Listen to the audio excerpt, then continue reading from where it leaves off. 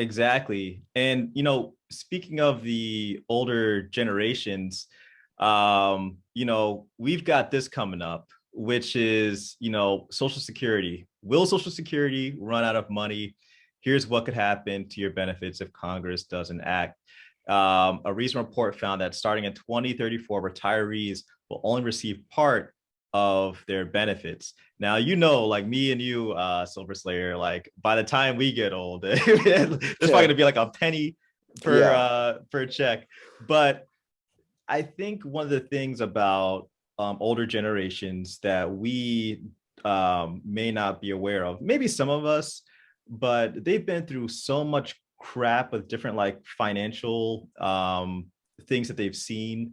You've got like what we're seeing right now with like a lot of manias. You could say like maybe crypto manias or NFTs or meme stocks. People who were around in like the late 90s, they're like, well, remember Beanie Babies? Like those things were like crazy. People were trading those things left and right. Pokemon cards. So it's just like they've seen many of these things, and they're like, you know what? I'm tired of just having my wealth being stolen from me in different ways. This is why I'm getting into silver and gold and hard assets, real estate and other things too, because it's like, I know, for example, that's something I can touch. That's something that is in my control physically, and no one can take that from me. It's in my control. So it's unfortunate when you see articles like this that say things like, well, will Social Security run out? And going to the article, says for millions of retirees, and I know that for us, many of the people who watch some of our channels are maybe in this age bracket or approaching it. Social Security provides an essential source of income in retirement. In 2020, around 50 million retired workers collected Social Security benefits. However, the recent 2021 Social Security Trustees Report finds that in 2034, retirees will start receiving a reduced benefit if Congress doesn't fix funding issues for the social program. In other words, Social Security will exist after 2034, but retirees will only receive 78% of their full benefit starting then, which is huge. That's just like, imagine you're like, okay, I'm planning for retirement. I expect to get X amount for Social Security. And there's like, oh, wait, no, remove 25% from that. It's just like, how do you plan for that, especially when you're about to enter retirement? I think it's going to be worse than that. Mm-hmm. Honestly, by then, like so much more will happen, and the dollar will be so much weaker. Like, actually, I want to ask, do you think there is going to be a reset, like financially? Like, do you think the dollar is going to last another 20, 30 years? Or do you think it's going to collapse fully like so many third world countries? So I think what will likely happen, and I've been reading this book called, and I definitely recommend it to anybody who's looking to read something new about economics. It's called The Changing World Order. It's by Ray Dalio. He's the CIO of Bridgewater, this really big hedge fund.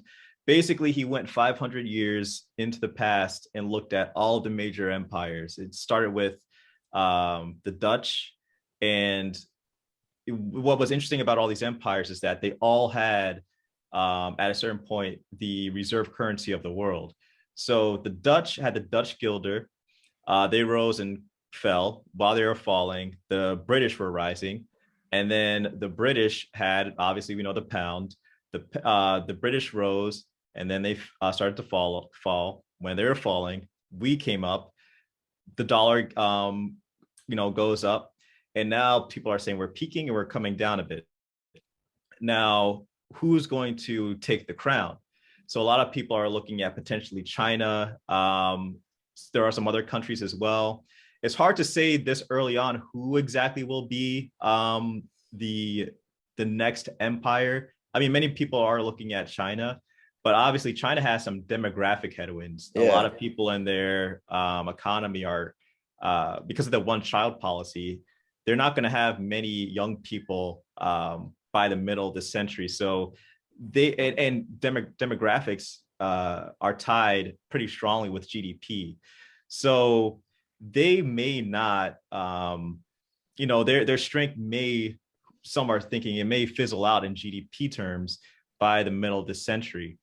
India is looking pretty interesting, but it's tough to say. I do think at a certain point the dollar will lose its shine. Thinking the fact that there used to be silver dollars, Yeah. but the dollar will lose its shine, and there will be another currency that'll take its place.